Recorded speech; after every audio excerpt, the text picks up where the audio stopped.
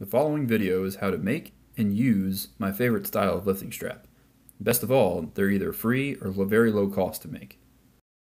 These straps are simply two lengths of nylon webbing. You can use seatbelt webbing, or like me, I use the leftover strapping from a military sea bag I used to make a sandbag to make these straps. Since I used scrap material to make these, they came out to only about 22 inches. I would have made them longer had I had the option. I also decided to sew these because I prefer them this way. My first exposure to this type of strap was while reading Starting Strength. On page 140 you can see pictures here on how to use the straps, but I found the instructions lacking, so I decided to make a video outlining how I prefer to use them. Before applying the straps to the bar, it is necessary to take the strap, fold it in half across its length, feed your hand in through the back, and then secure the loose ends of the strap in between your index and middle finger of that hand.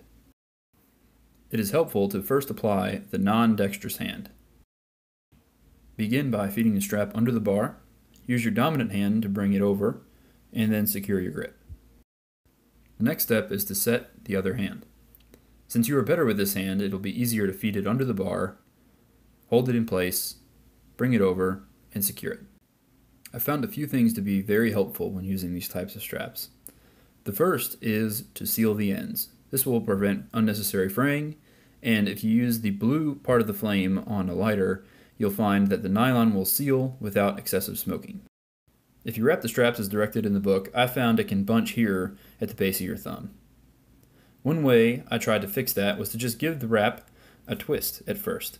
This will guarantee that the wrap will stay smooth on your thumb right here. But when you bring it under the bar and pull it over, you will have the same bunching on the opposite side of your hand. I found that the best way to wrap these straps is to put it around your wrist as outlined in the book, but only take the strap closest to your thumb and flip it over. So now you have kind of a ribbon shape going on.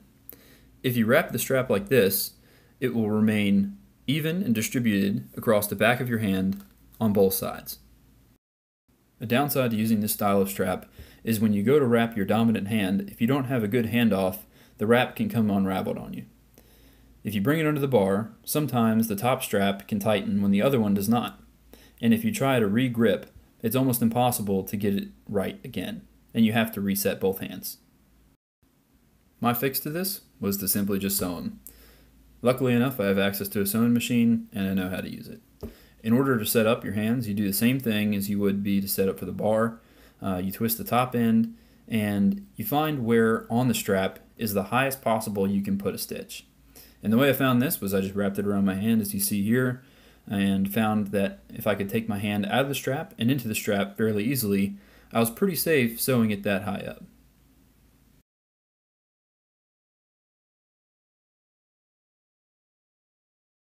For me, this distance was about 4 inches. It will vary depending on the length of your strap. In order to sew it together, I just used a zigzag stitch, and a couple different times down the length of the strap, I went back and forth across it just to kind of anchor it in place, and it just kind of tacks it all together so it doesn't come unraveled on you while you're wrapping. And you have a pretty polished looking strap that you can use in the gym. It's helpful to note that these straps are sewed mirror image to each other. There's a right side and a left side. I find these straps are very quick to use, and they distribute the weight much better than a cotton strap would.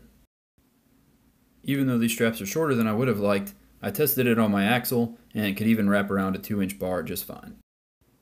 Thanks for watching. Now go and make a set of straps that'll last you a lifetime.